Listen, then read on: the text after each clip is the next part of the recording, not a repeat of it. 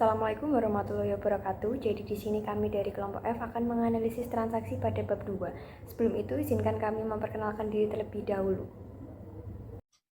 Halo teman-teman, perkenalkan nama saya Lailatus Salama, NPM saya 250130100219.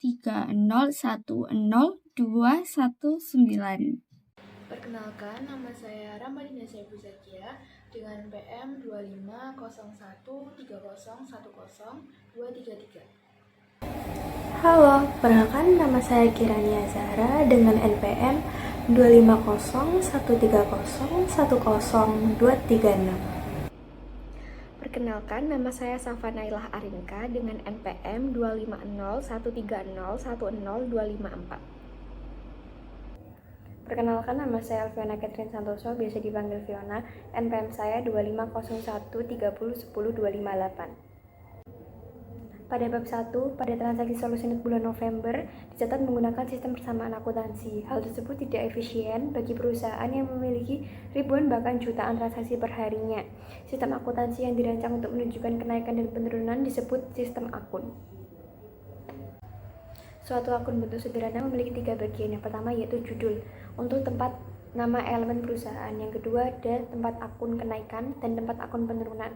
Pada akun T yang di sisi kiri adalah debit, di sisi kanan adalah kredit, dan yang atas adalah nama akun. Pada akun aset jika bertambah di sisi debit dan jika berkurang di sisi kredit. Pada akun beban juga jika bertambah di sisi debit dan juga jika berkurang di sisi kredit. Pada akun ekuitas jika berkurang di sisi debit dan jika bertambah di sisi kredit. Lalu akun liabilitas jika berkurang di sisi debit dan juga jika bertambah di sisi kredit. Pada pendapatan jika berkurang di sisi debit dan juga jika bertambah di sisi kredit. Selanjutnya ada bagian akun atau chart of account atau biasa disingkat COA, adalah daftar lengkap akun yang digunakan dalam sebuah entitas bisnis untuk mencatat sebuah transaksi keuangan. Pertama, perlu dipahami bahwa sekumpulan akun yang digunakan oleh perusahaan disebut buku besar atau ledger. Di dalam buku besar, inilah terdapat daftar akun yang kita sebut sebagai bagian akun. Akun-akun ini biasanya dikelompokkan sesuai laporan keuangan. Untuk laporan posisi keuangan atau neraca, urutannya dimulai dari aset, kemudian liabilitas, dan setelah itu ekuitas pemilik. Sedangkan untuk laporan laba rugi, akun yang ditampilkan setelahnya adalah pendapatan dan beban. Jadi, bagian akun memudahkan perusahaan dalam menyusun laporan keuangan secara rapi, sistematis, dan sesuai standar akuntansi. Pada laporan posisi keuangan, bagian akun dibagi menjadi 3 kelompok utama. Yang pertama aset, kedua liabilitas, dan ketiga ekuitas pemilik. Pertama adalah aset. Aset adalah sebuah sumber daya yang dimiliki bisnis yang dapat memberikan manfaat ekonomi. Aset bisa berupa yang berwujud seperti kas, perlengkapan, peralatan, tanah, dan bangunan. Bisa juga yang tidak berwujud seperti hak paten, hak cipta, atau merek dagang. Selain itu, ada juga contoh lain seperti piutang usaha dan beban dibayar di muka. Kedua, liabilitas. Liabilitas adalah kewajiban perusahaan untuk mengalihkan aset kepada pihak ketiga. Biasanya ditandai dengan adanya utang. Contohnya antara lain utang usaha, wesel bayar, dan utang gaji. Bahkan pendapatan yang diterima di muka juga termasuk liabilitas, misalnya uang kuliah yang dibayar di awal, atau langganan majalah. Yang terakhir, ekuitas pemilik, menggambarkan hak pemilik atas aset perusahaan setelah semua kewajiban atau liabilitas dilunasi. Dalam usaha perseorangan, hal ini biasanya dicatat dalam akun modal. Ada juga akun prive atau drawing, yaitu penarikan pribadi oleh pemilik untuk kepentingan pribadi. Jadi, melalui bagian akun ini, kita bisa memahami struktur laporan posisi keuangan dan bagaimana harta, kewajiban, serta hak pemilik tersaji dalam catatan akuntansi. Selain digunakan dalam laporan posisi keuangan, bagian akun juga dipakai dalam penyusunan laporan laba rugi. Ada 2 kelompok utama di sini, yaitu pendapatan dan beban. Pertama, pendapatan. Pendapatan adalah kenaikan aset atau ekuitas pemilik yang diperoleh dari penjualan barang maupun jasa. Misalnya, pendapatan jasa, hasil penjualan produk, pendapatan sewa, atau komisi. Semua itu akan menambah keuntungan perusahaan. Yang kedua, beban. Beban merupakan penggunaan aset atau jasa yang diperlukan untuk menghasilkan pendapatan. Contoh yang termasuk dalam beban adalah biaya upah atau gaji karyawan, sewa gedung, utilitas seperti listrik dan air, serta perlengkapan yang digunakan dalam operasional bisnis. Jadi, bisa kita lihat bahwa laporan laba rugi selalu mempertemukan antara pendapatan dan beban, sehingga akhirnya dapat diketahui bahwa perusahaan mengalami laba atau rugi dalam suatu periode. Bagian akun atau chart of account adalah daftar sistematis yang berisi kode dan nama akun yang digunakan perusahaan untuk mencatat transaksi keuangan. Fungsinya agar pencatatan lebih teratur dan mudah ketika membuat laporan keuangan. Secara umum, bagian akun dibagi menjadi dua kelompok besar. Pertama, akun laporan posisi keuangan yang terdiri dari aset, liabilitas, dan ekuitas pemilik. Misalnya kas, piutang usaha, perlengkapan, tanah, utang usaha, sewa terima di muka, modal pemilik, dan prive. Yang kedua, akun laporan laba rugi yang mencakup pendapatan dan beban. Contoh, pendapatan jasa, beban upah, beban perlengkapan, beban sewa, utilitas, dan beban lain-lain. Setiap akun memiliki kode atau nomor tersendiri. Misalnya, kas diberi kode 11, piutang usaha 12, pendapatan jasa 41, dan beban upah 51. Namun, penting untuk diingat bahwa setiap perusahaan bisa memiliki sistem penomoran akun yang berbeda-beda sesuai kebutuhan dan kebijakan internalnya. Dengan adanya bagian akun yang terstruktur ini, transaksi keuangan perusahaan bisa dicatat dengan rapi, mudah dilacak, dan laporan keuangan dapat disusun secara sistematis. Selanjutnya adalah sistem akuntansi ayat jurnal berpasangan. Sistem ini berdasarkan persamaan akuntansi dan memerlukan yang pertama adalah setiap transaksi bisnis dicatat setidaknya ke dalam dua akun. Lalu yang kedua adalah total debit yang dicatat untuk setiap transaksi sama dengan total kredit yang dicatat. Lalu aturan pendebitan dan pengkreditan serta akun prive. Untuk akun laporan posisi keuangan, ada akun aset, yaitu jika ada kenaikan maka dicatat di debit dan jika ada penurunan dicatat di kredit. Sama dengan akun liabilitas, jika ada penurunan dicatat di debit dan jika ada kenaikan dicatat di kredit. Ditambah ekuitas pemilik, jika ada penurunan maka dicatat di debit dan jika ada kenaikan tercatat di kredit. Lalu untuk akun prive, untuk jika ada kenaikan maka tercatat di bagian debit dan jika untuk penurunan maka tercatat di bagian kredit. Lalu untuk saldo normal akun bisa debit atau kredit bergantung kenaikan tersebut dicatat sebagai apa. Untuk akun aset, saldo normalnya adalah debit. Lalu untuk liabilitas, saldo normalnya adalah kredit. Untuk akun ekuitas, saldo normalnya adalah kredit. Lalu untuk akun pendapatan, saldo normalnya adalah kredit. Lalu untuk akun beban, saldo normalnya adalah debit. Dan untuk akun prive, saldo normalnya adalah debit. Selanjutnya aturan debit dan kredit saldo normal akun. Untuk akun aset, setiap kenaikan dicatat di sisi debit dan saldo normalnya adalah debit, sedangkan penurunan dicatat di sisi kredit. Lalu pada akun liabilitas, kenaikan dicatat di sisi kredit dengan saldo normal di kredit, sedangkan penurunan dicatat di sisi debit. Lalu untuk akun ekuitas pemilik, kenaikan dicatat di sisi kredit dengan saldo normal di sisi kredit, sedangkan penurunan dicatat di sisi debit. Lalu untuk akun prive pemilik, setiap kenaikan dicatat di sisi debit dan saldo normalnya di debit, sedangkan penurunan dicatat di sisi kredit. Lalu untuk akun laporan laba rugi dan akun pendapatan, untuk penurunan tercatat di sisi debit, lalu untuk kenaikan tercatat di sisi kredit. Juga saldo normalnya terdapat di sisi kredit. Berbanding terbalik dengan akun beban, untuk kenaikan tercatat di sisi debit dengan saldo normalnya juga di sisi debit, sedangkan untuk penurunan tercatat di sisi kredit. Lalu kita akan masuk ke dalam materi penjurnalan. Apa sih jurnal itu? Jurnal adalah catatan setiap transaksi keuangan dalam suatu perusahaan. Dengan menggunakan aturan debit dan juga aturan kredit, sebuah transaksi akan dimasukkan ke dalam catatan yang disebut jurnal. Kolom jurnal berisi tanggal, nama akun atau keterangan, referensi, debit, dan juga kolom kredit. Selanjutnya kita akan membahas langkah-langkah untuk menyusun jurnal. Langkah pertama, kita harus menulis tanggal terlebih dahulu di kolom tanggal. Dan langkah kedua, catat akun yang di debit di sebelah kiri dan jumlahnya di kolom debit.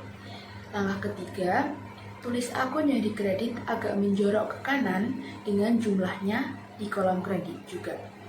Langkah keempat, tambahkan penjelasan singkat di bawah akun kredit sebagai bentuk keterangan. Dan terakhir, kolom ref atau referensi dibiarkan kosong dulu. Nah, berikut adalah salah satu contoh penjurnalan. Transaksi A menunjukkan pada tanggal 1 November, Christina menyetorkan dana sebesar 25 juta di rekening bank atas nama Solusinet. Nah, bagaimana sih pencatatannya? Pencatatannya adalah kas bertambah di sebelah debit dan modal bertambah di sebelah kredit. Persamaan akuntansinya adalah aset bertambah berupa kas dan ekuitas juga bertambah berupa modal Christiana. Setelah memasukkan seluruh transaksi ke dalam jurnal, selanjutnya ayat-ayat jurnal tersebut akan diposting atau dipindah bukukan ke dalam buku besar. Buku besar berisi kumpulan akun-akun yang digunakan untuk mencatat dan mengelompokkan transaksi. Umumnya, buku besar berisi tanggal, keterangan, ref, kolom debit dan juga kolom kredit, serta saldo debit dan juga saldo kredit. Nantinya transaksi-transaksi tersebut akan dimasukkan sesuai dengan akun untuk mengetahui saldo akhir tiap akun dan tentunya untuk menyusun neraca saldo. Kesalahan-kesalahan mungkin terjadi dalam proses posting ke buku besar. Nah, salah satu cara untuk menemukan kesalahan adalah dengan menyiapkan neraca saldo atau trial balance. Saldo akhir tiap akun akan dimasukkan ke neraca saldo, kemudian akan dijumlahkan untuk mengetahui jumlah debit dan juga kredit, dan tentunya jumlah keduanya harus sama atau balance. Berikut ini adalah langkah-langkah dalam menyusun neraca saldo. Yang pertama, tulis judul berupa nama perusahaan, lalu diikuti dengan kata-kata neraca saldo, kemudian tanggal neraca tersebut dibuat. Yang kedua, tulis akun-akun dari buku besar, lalu masukkan saldo debit dan saldo kredit ke dalam kolom debit dan juga kolom kredit. Lalu jumlahkan kolom debit dan juga kolom kredit. Oke, setelah kita mengenal mengenai neraca saldo, sekarang kita akan membahas jurnal koreksi. Di slide ini sudah terpampang langsung contohnya, jadi mari kita baca. Diasumsikan pada tanggal 5 Mei dilakukan pembelian peralatan kantor secara kredit sebesar 12.500.000 di jurnal dan diposting sebagai debit pada perlengkapan dan kredit pada utang usaha sebesar 12.500.000. Ini tuh salah ya teman-teman, karena yang dilakukan pembelian itu peralatan kantor, bukan perlengkapan. Sedangkan di postingnya itu ditulis perlengkapannya di debit 12.500.000 dan utang usahanya di kredit 12.500.000 karena bertambah jadi berada di kredit. Nah, sebelum membuat jurnal koreksi, tentukan debit dan kredit yang harus dicatat. Nah, yang benar itu harusnya peralatan kantor yang ada di debit, yaitu 12.500.000, bukan perlengkapan, dan utang usahanya berada di kredit 12.500.000. Dengan membandingkan dua set akun T, kita lihat bahwa salah mendebit pada perlengkapan dapat dikoreksi dengan mendebit peralatan kantor sebesar 12.500.000 dan mengkredit perlengkapan 12.500.000. Selanjutnya, kita akan membahas mengenai analisis dan interpretasi keuangan, analisis horizontal. Dalam analisis horizontal, jumlah setiap pos laporan keuangan periode berjalan dibandingkan dengan pos yang sama dari laporan keuangan periode sebelumnya. Nah, demikian penjelasan dari kami mengenai materi menganalisis transaksi. Kami sudah menjelaskan dari bagaimana akun digunakan untuk mencatat transaksi, aturan debit dan kredit, bagian akun, hingga jurnal, neraca, dan analisis horizontal. Harapannya, penjelasan ini tidak hanya menambah pemahaman kita tentang konsep dasar akuntansi, tetapi juga memberikan gambaran betapa pentingnya pencatatan yang sistematis dalam dunia bisnis. Semoga apa yang kami sampaikan bisa bermanfaat bagi kita semua. Halo teman-teman, perkenalkan nama saya Lailatus Salama, NPM saya 250130102119. Perkenalkan, nama saya Ramadina Saifu Zakia dengan PM 250130101233. Halo, perkenalkan nama saya Kirania Zahra dengan NPM 25013010236. Perkenalkan, nama saya Safa Nailah Arinka dengan NPM 25013010254. Perkenalkan, nama saya Alfiana Catherine Santoso, biasa dipanggil Fiona. NPM saya 25013010258. Pada bab 1, pada transaksi solusi net bulan November, dicatat menggunakan sistem persamaan akuntansi. Hal tersebut tidak efisien bagi perusahaan yang memiliki ribuan bahkan jutaan transaksi per harinya. Sistem akuntansi yang dirancang untuk menunjukkan kenaikan dan penurunan disebut sistem akun. Suatu akun bentuk sederhana memiliki 3 bagian. Yang pertama yaitu judul, untuk tempat nama elemen perusahaan. Yang kedua ada tempat akun kenaikan dan tempat akun penurunan. Pada akun T yang di sisi kiri adalah debit, di sisi kanan adalah kredit, dan di yang atas adalah nama akun. Pada akun aset jika bertambah di sisi debit dan jika berkurang di sisi kredit. Pada akun beban juga jika bertambah di sisi debit dan juga jika berkurang di sisi kredit. Pada akun ekuitas jika berkurang di sisi debit dan jika bertambah di sisi kredit. Lalu akun liabilitas jika berkurang di sisi debit dan juga jika bertambah di sisi kredit. Pada pendapatan jika berkurang di sisi debit dan juga jika bertambah di sisi kredit. Selanjutnya ada bagian akun atau chart of account atau biasa disingkat COA adalah daftar lengkap akun yang digunakan dalam sebuah entitas bisnis untuk mencatat sebuah transaksi keuangan. Pertama, perlu dipahami bahwa sekumpulan akun yang digunakan oleh perusahaan disebut buku besar atau ledger. Di dalam buku besar, inilah terdapat daftar akun yang kita sebut sebagai bagian akun. Akun-akun ini biasanya dikelompokkan sesuai laporan keuangan. Untuk laporan posisi keuangan atau neraca, urutannya dimulai dari aset, kemudian liabilitas, dan setelah itu ekuitas pemilik.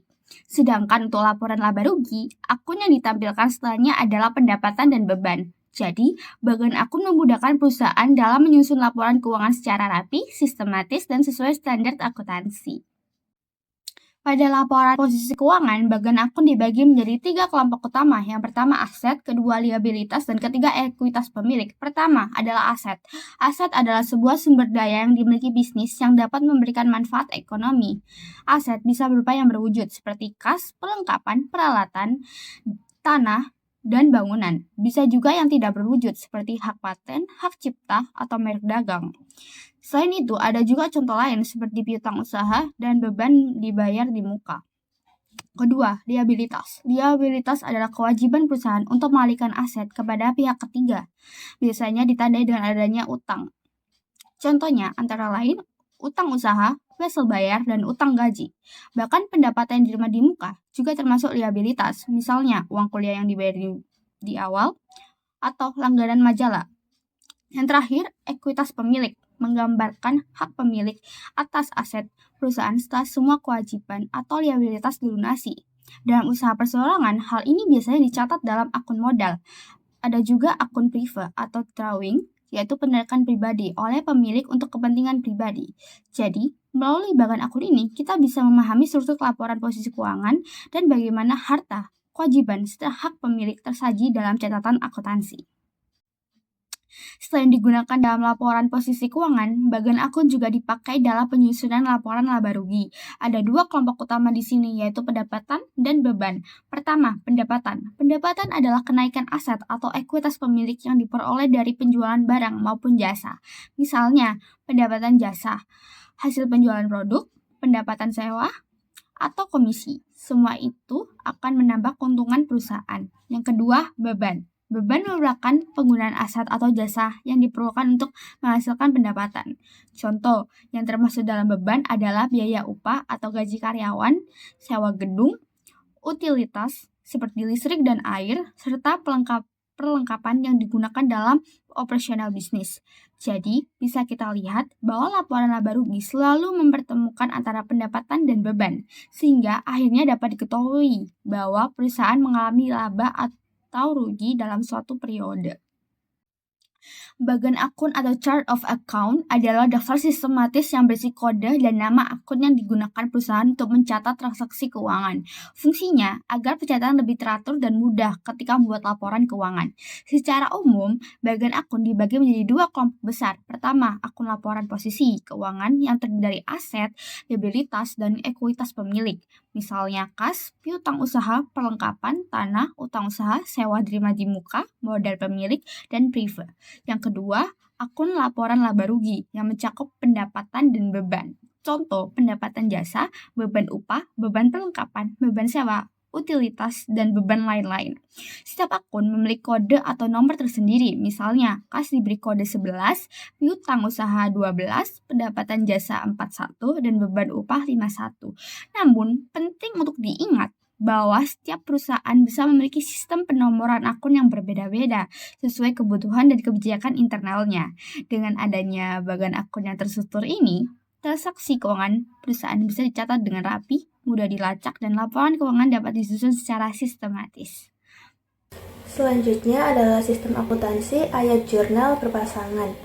Sistem ini berdasarkan persamaan akuntansi dan memerlukan yang pertama adalah setiap transaksi bisnis dicatat setidaknya ke dalam dua akun. Lalu yang kedua adalah total debit yang dicatat untuk setiap transaksi sama dengan total kredit yang dicatat. Lalu aturan pendebitan dan pengkreditan serta akun prive.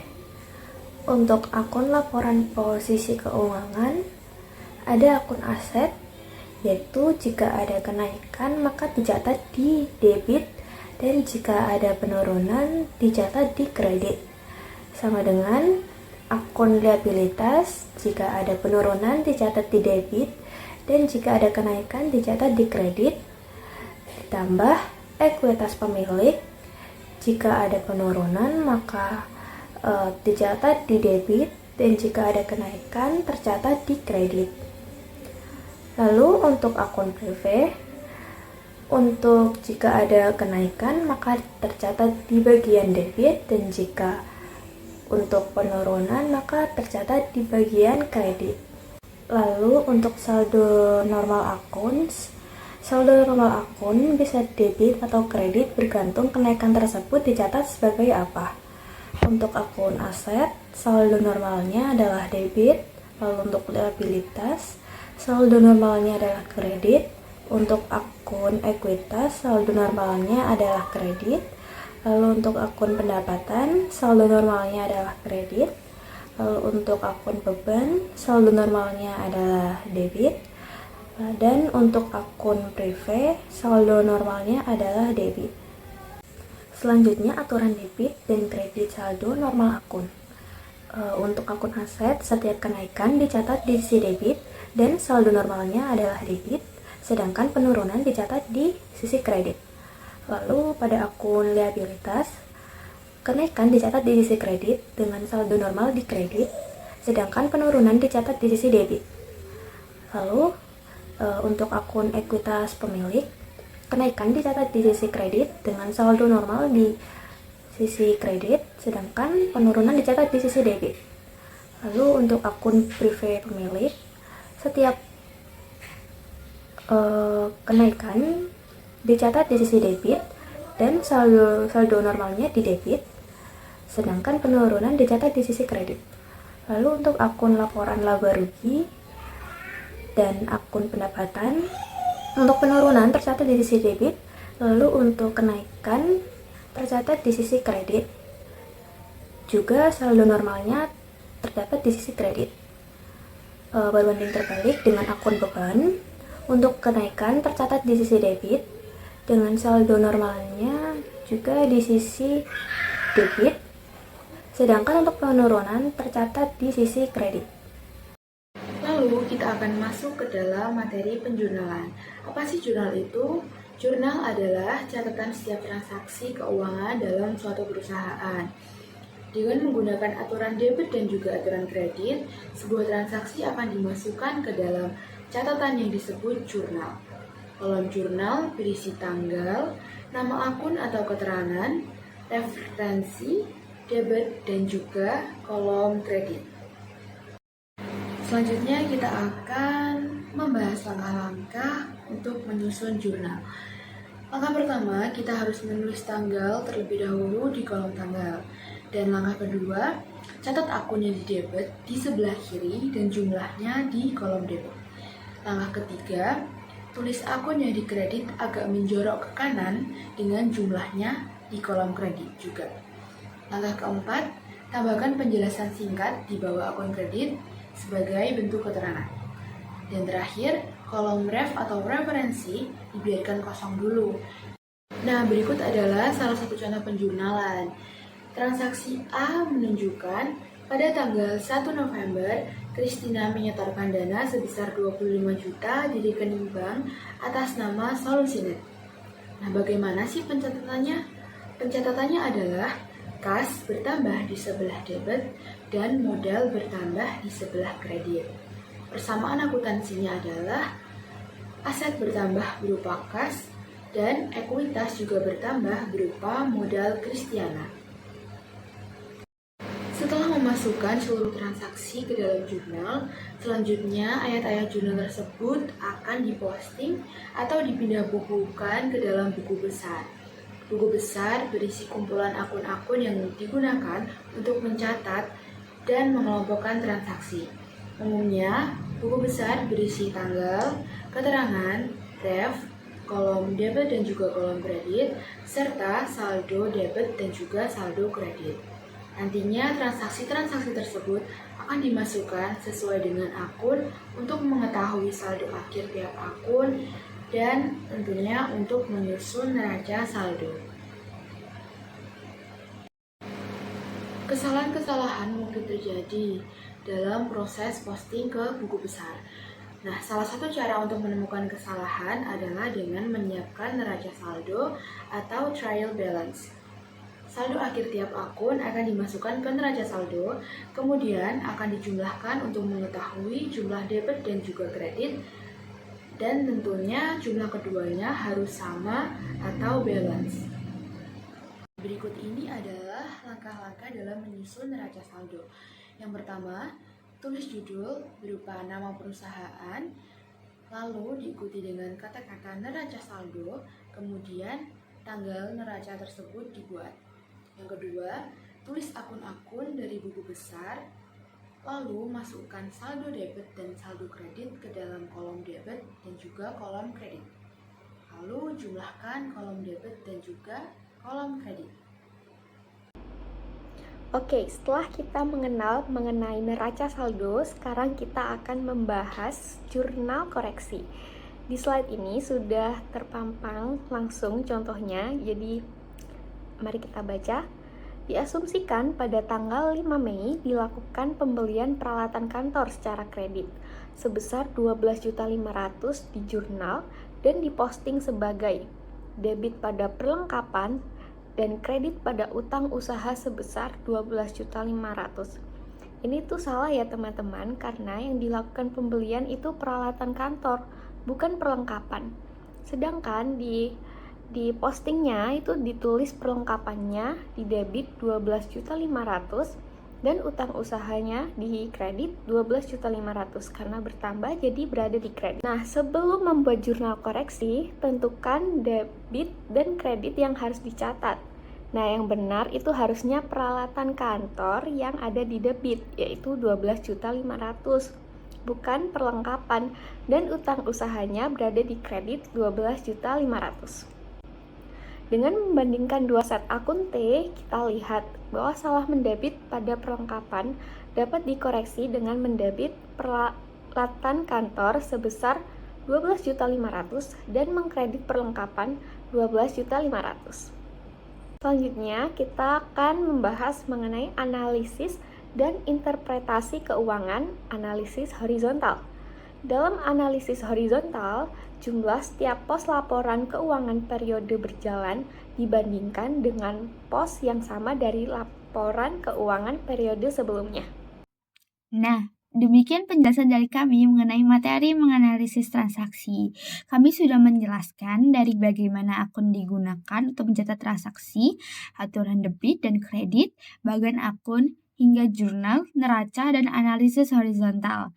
Harapannya, penjelasan ini tidak hanya menambah pemahaman kita tentang konsep dasar akuntansi, tetapi juga memberikan gambaran betapa pentingnya pencatatan yang sistematis dalam dunia bisnis. Semoga apa yang kami sampaikan bisa bermanfaat bagi kita semua.